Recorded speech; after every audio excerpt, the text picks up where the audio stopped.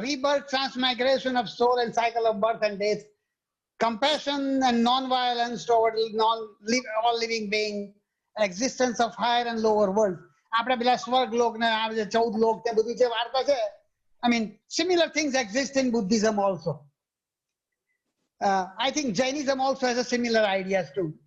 Spiritual practices like meditation, concentration, cultivation of certain state of my yoga and those kind of stuff.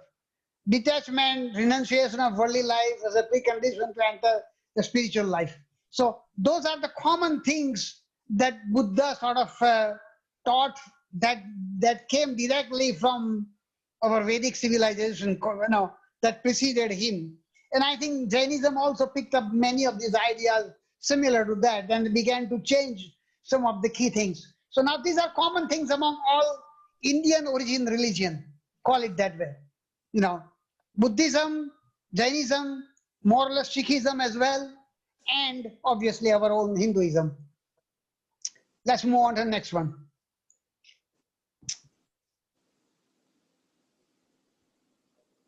Ashok bhai? Yeah. Okay. So what are the major differences? I mean, this is where the divergence comes. They refused, Jainism and Buddhism both declined to accept Vedas as an authority. That's one issue. So they accept some of the ideas from Vedas, but they don't use them as an authoritative text. Like Hindus will revere Vedas as the authoritative text, and neither Jainism or Buddhism will accept that. Not that they reject it, but they don't accept it as a major source of authority. Most important idea is Atman and Anatman, and that's where we'll have more conversation. We Hindus believe in Atma, so do Jainism too. Buddhism, Buddha declined to use the word Atman or Brahman per se. So they use a concept called Anatman or Anatta in Pali, that there is no such thing as Atman. So that's the major difference between Hinduism and Buddhism. And Buddha neither accepted God nor rejected God. So like Vaishnavite will say Buddha, Krishna Bhagavan is the God. Shaivite will say Shiv Bhagavan is the God. Advaita Vedanta doesn't necessarily use God per se, but they say God is a sort of within the realm of Maya. So they accept God as a provisional entity, but not as the final entity. So Buddha never accepted God as an entity that he will embrace, neither rejected. So he never gave an answer yes or no. That's why it's called agnostic. Atheists are the ones who refuse to accept it and completely reject God. Agnostics are one who neither accept it nor reject it. So that's where the main difference comes from, as far as Buddhism to Hinduism is concerned. But having said that, many followers of Buddhism down the road in Mahayana school began to use Buddha as a god, or sort of godhead figure, like Tirthankara in Jainism. If not God per se. Same way, many schools of Buddhism will use Buddha as a god. And as a matter of fact, Shankaracharya is the one who so as to incorporate Buddhism into Hinduism, call it that way. All right. So let me just read through some of the description. Buddhist does not accept any Hindu gods either as equivalent or superior to Buddha. So they will not accept by Ganpati, Krishna Bhagavan, Shiv are similar to Buddha or higher than Buddha. They will refuse. Theravada Buddhism, Hinayana school, do not worship images of Buddha nor believe in Bodhisattva. So Theravada school are more or less similar to what you can call Nirgun Brahman kind of idea, or Keval Advait kind of idea, if you want to call that, because they don't believe in idol stuff. Apna Buddha Bhagwan ne je badi murti aur badhu જોઈએ છે, that is primarily Mahayana school. So yeah. So Rajan bhai, how they pray, this group? Basically a formless God. I mean, they don't believe in formless God. They don't believe in God. They believe in this formless entity, more or less. Like so they meditate on something that is formless. Oh, that's hard to imagine. It is hard, but that's what it is. But isn't that the case in case of Islam? I mean, they don't believe in any form either. Yeah, right, exactly. Yeah. But Rajan bhai, Buddhism considered a religion, right? yes. Well, Buddhism is a religion, but but they don't necessarily are a theistic religion. I mean, not necessarily believe in God per se. I mean, they're similar to Jainism. Jainism don't have a God either. Right. You know, Jainism believes in ascent of divinity. So Tirthankara is not God like Krishna came from up above into this world. It is like somebody, Mahavir went up the chain. From human being to God. Right. So it's similar to that. So Mahayana school will begin to use Buddha as a god-like. Yeah, but their temple would have a statue of Buddha, right? Not this. Typically in Buddha, Hinayana school may not have anything. I see. Okay. And where they prevail most in Sri Lanka and some of the Southeast Asian countries. Right. But now remember that these are the strict differences have gradually been sort of abolished. Like when you go to Chinmaya Mission, you know, Advaita Vedanta doesn't teach any God per se, but they have they have like a what is it called? Elements, 5 elements. Right. So they have murtis too. Though they don't teach that part. They say that that's a provisional reality. It is not the final reality. So I think they make the compromise in the middle for the people to be able to go to some sort of temple kind of thing. But they teach the idea of formless reality.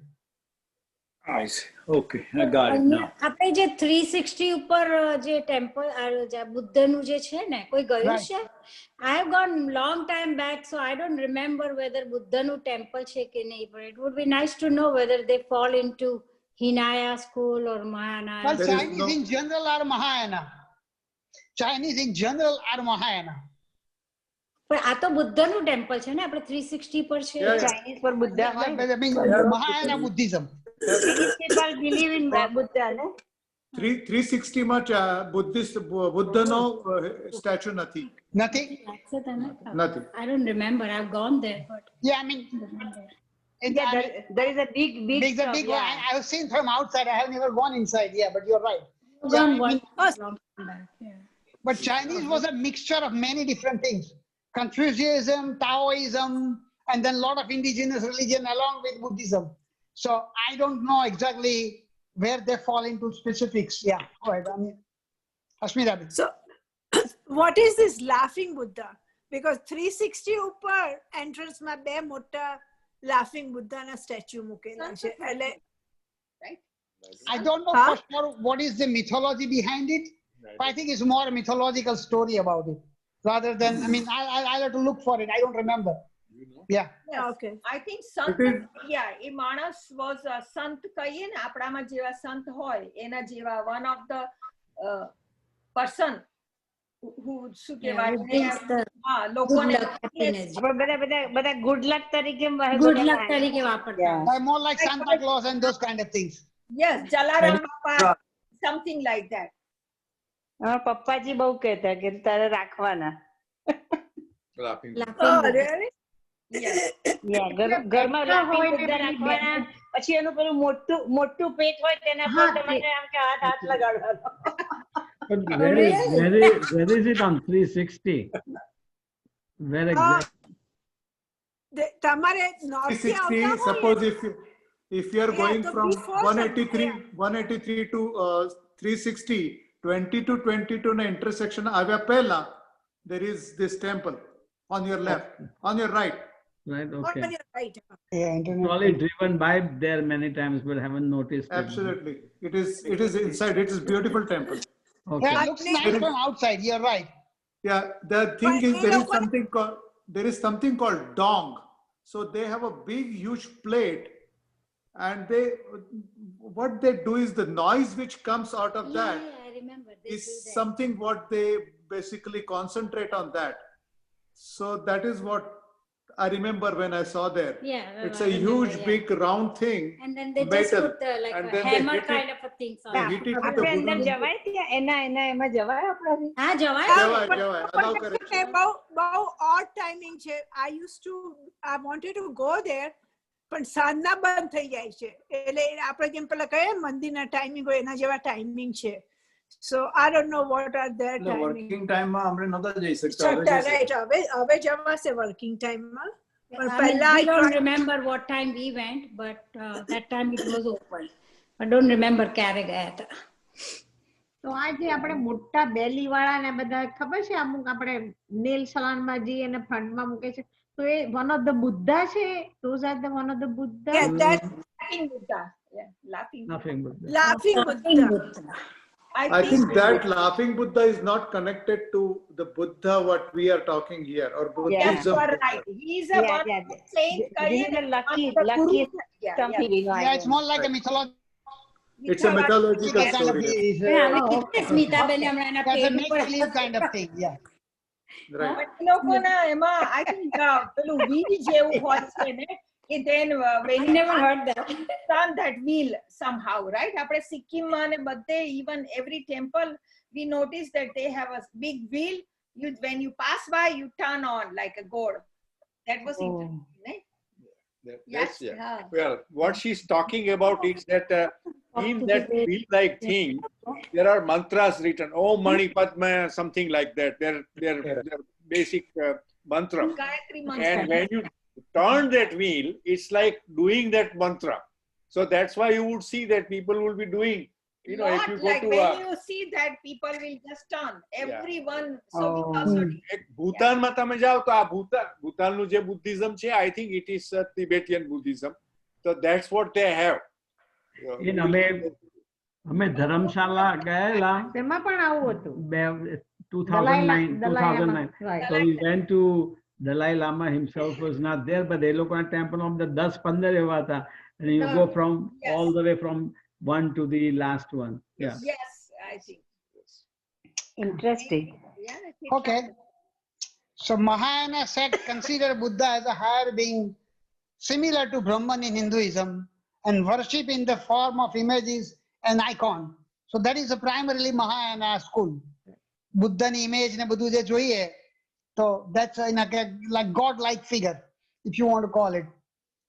Buddhists consider the world to be full of sorrow and regard ending the sorrow as a chief aim of life. Refuge in Buddha, the Sangha means group, and Dharma are the three cardinal requirements of eightfold pathway.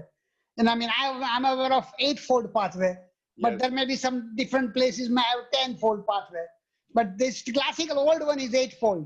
Yes, that's what it is. Yes. All right, let's move on. So now emptiness is the issue that is the key of understanding Buddhism. So this is the dialogue in one of the texts of Buddhism, Samyutta Nikaya. Okay, so this is how it is presented, and I'm going to read through it so you know.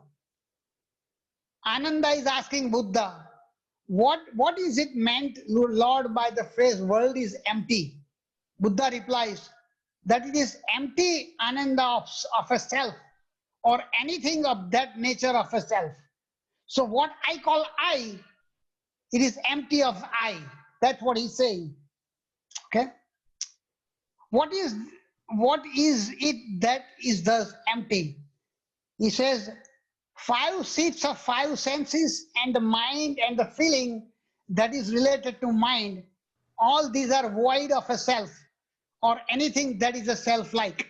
So he's basically saying is that the mind creates an illusion by 5 skandhas or by feelings, vedana and those kind of things. as an entity, and I believe to begin that I am I, and that itself is empty. And one of the video that I sent you, this just like an hour ago, just listen to that. It's about 2 minutes video, and he explains what is emptiness. One of the Buddhist saint talks about emptiness. Then what he says is, emptiness is not nothing. Emptiness is like a zero. And what he says, zero by itself has no value. But when zero is added to one or many zeros after one, then it becomes valuable. So one, zero becomes 10, becomes 100, becomes 1,000, and those kind of things. So what he's saying is emptiness per se has a value of not nothingness. That is the key that he's explaining. And what he also says something like this: emptiness means not independent existence, but dependent existence, which is similar to what mithya is in Hinduism. When Shankaracharya talks about world is mithya, Jagat mithya, that's what he's talking about. The Jagat is mithya in the sense that it is dependent on a permanent entity called Brahman. So what emptiness in Buddhism is similar to mithya. That means emptiness is a dependent reality. It is not independent reality. And what Buddha will say is this: there is nothing independent per se. Everything is dependent reality. He doesn't accept the reality of independence per se. He doesn't come to that point at all. He just stops at that dependent reality and nothing beyond that. That is the key to understand Buddhism. All right, let's move on. Next one. No, I have a question. So if Buddha says that everything is a dependent reality, so what he teach to his students? Like, how does he say that how to get rid of that dependent reality and how to empty the mind, or he just talk about mind, empty mind karo, but how? Okay. There is a story that Buddhist monk talks about. When somebody goes out and asks about what is this mind, or what is this entity that I call I. So then they start drinking. Has a mug of a coffee, and he starts coffee mug into the cup, and then he keeps on pouring, it starts spilling all over. So he says, stop. This guy says, stop. He says, well, that is the nature, that is the question, that is the answer that I'm giving you. He says, the answer is that your mind is full of substance, which is an illusion. Get rid of that. Your cup is already full, and if you want to know what is the underlying reality, because your cup is full of stuff, that's an illusion. Unless you remove the stuff in the cup, you will never ever get anything understood. That is what he's explaining. So basically, idea is, am I making sense? No, you said the full was, the cup was full, and then he just keeps on pouring. Stop. So, right. He says the reason you cannot get the idea is that your cup is already full with wrong information. So anything that you pour on that is going to spill out. So empty your cup before you want to know what is the underlying reality. Because your mind is so full of illusion, is that no matter what I give, is going to spill over. Okay, that makes sense. એટલે તમે એ કહેવા માંગો છો કે suppose ને અમારું આ બધી અજ્ઞાનતા હોય માઇન્ડમાં, તો તમે અમને અંદર જલ્દીથી નાખી શકો કોઈ પણ જ્ઞાન. It's a roto-rooter job. Yeah. that is correct. કહીએ ને કે એમ્પ્ટી માઇન્ડ હોય અને તમે કંઈ પણ નાખી શકો. બાકી અધજલક અગર ઈ છલકત જાય એ ટાઈપનું હોય તો it's very hard to. Precisely. So, because your mind is full of wrong information, anything that I pour in is going to spill over. So first learn to extinguish your mind of unreal stuff. Then you will learn something. Yeah. That is the idea. That makes sense. So that was an example to explain this part, All right. So Thank you. does that mean, in other words, that the emptiness is the reality? Yes. Emptiness is, okay, let me give you an example of what I mean. If you think in terms of a glass and pour half glass with water, Shankara said, the reason you are unhappy, the reason you are inadequate is because your glass is half full. So once you reach the state of fullness, you will become content and you will be liberated. Buddha says exactly reverse. Remove the half glass which is full of impurities, and when it reaches the state of emptiness, you will reach nirvana. So moksha of Shankara is the fullness of the glass. This is the Nirvana of Buddha is the emptiness of the glass. Am I making sense? Yes. Yeah. So it's a diametrically opposite viewpoint, or you want to call it other side of the coin. For moksha of Shankara is fullness, nirvana of Buddha is emptiness. And that emptiness is emptiness of the mind. He doesn't talk about the Atman per se. So when your mind becomes empty of impurities, you reach a state of nirvana. Anil bhai. Yes. You said something key, and I just want to bring it up that point. When you say emptiness, you have two things here. One is I, and other one is the world. So the emptiness is, we call subject and object. So the emptiness here is for the objective part of the world. See, phone is an object, fan is an object. Anything that I think of, anything that I describe through my word, basically is an object. And here the emptiness is refers to that objective part. So that's what you have to attack on. The objective part of there is nothing like an object. There is just a subject. There is just I-ness into it. And that is not empty. That's what, now, how you see this I-ness, you see it in, Rajan Bhai has said this long time back, Buddha has one of the things which is called Vijnanavad, is a Kshanikvad. This consciousness which gives rise to all this cognition and all these things. Basically in Buddhism, it's just a momentary phenomenon. And that happens because of the skandha. While the difference here in Vedanta is that consciousness is a base part. That is the difference that I see. So the shunyata refers to the objective part, not to the subjective part. You're right. Because in Vedanta, mind is also an object. Right. See, the consciousness perceives the mind. So mind is an object of the consciousness. So the meditation makes your mind clean, empty, everything, whatever you said. So the key of making this state for meditation? Yes, but meditation depends upon which meditation you're talking about. Yogic meditation versus mindful meditation versus Vedantic meditation have a different connotation. Yoga, yes, all kind of, yes. Right. No, even in Many kind of, yes. It's a personal choice or whatever you believe. Whatever you believe. I mean, just think about it. Wave, અથવા પથરો નાખો પાણીમાં તો જે wave થાય તો that wave you can control. Okay. But that you can control by not putting the stone. Yes. So you remove the stimulus. But if you want to understand what is at the bottom of the water, then you need the still mind to see the bottom of the water. That is Vedantic idea. So typical yogic meditation is talking about પથરા ના નાખો એટલે માઇન્ડમાં wave ના થાય. Am I making sense? Yeah. All right, let's move on to the next one. I think these are the key.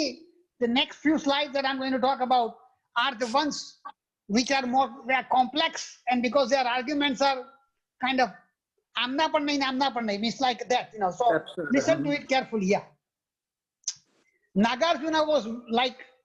Nagarjuna's status of in Buddhism is similar to what Shankaracharya's status in Vedanta.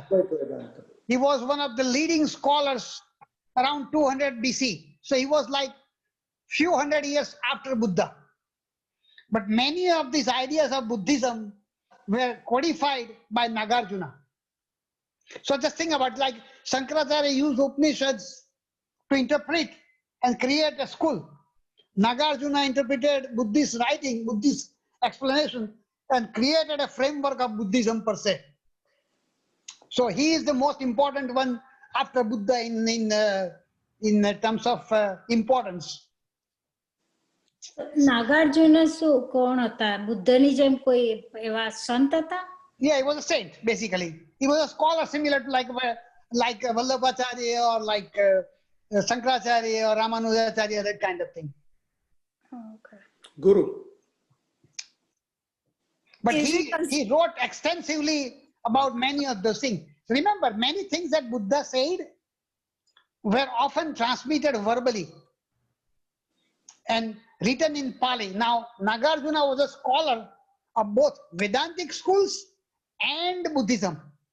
And he wrote in the way of Sanskrit in a way that he codified many of these ideas into understandable fashion.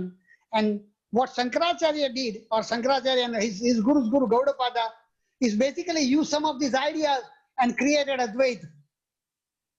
You know, many of those ideas were eventually transferred and incorporated into Vedanta. So Nagarjuna is a very important person. Yeah. આપણે જેમ વૈષ્ણવાઇઝમ છે કે શૈલિઝમ છે તેવી રીતે નાગાર્જુનનું કયો But he doesn't have a school. Mahayana school, he was like most of the ideas of Mahayana school came from him. Oh, okay. Or Madhyamika school, you know, we just call, yeah. Or Vigyan Vedanta, or Vigyanvad, yeah. Yeah. So was he a bodhisattva? Yeah, basically you can call him a bodhisattva, yeah. Oh, I see, okay. So the idea of shunyata, that is the most dominant idea, came from him. All experienced phenomena are empty, called shunya. This did not mean that they are not experienced and therefore non-existent. So that means they are experienced. Only that they are devoid of a permanent eternal substance of Swabhava. So he basically says emptiness is not something that you do not experience, but there is no permanent undercurrent or structure underneath that. That is the point he's making. It's like a dream. So dream is experienced. We experience the dream. But when you wake up, you know that there was nothing inside. It was purely a figment of your mind that was projecting your mind, you know, into a dream. So emptiness for him is similar to what a dream is in our day-to-day life. So our mind creates an illusion of a dream which is equivalent to a emptiness. And they are mere projection of human consciousness. Utilizing Buddha's theory of dependent arising. Now remember I told you about that Buddhist monk talking about emptiness is what? He talks about emptiness means dependent origin, not independent. So what he is saying is that all things are dependent coming from the mind itself. And mind itself is nothing permanent structure.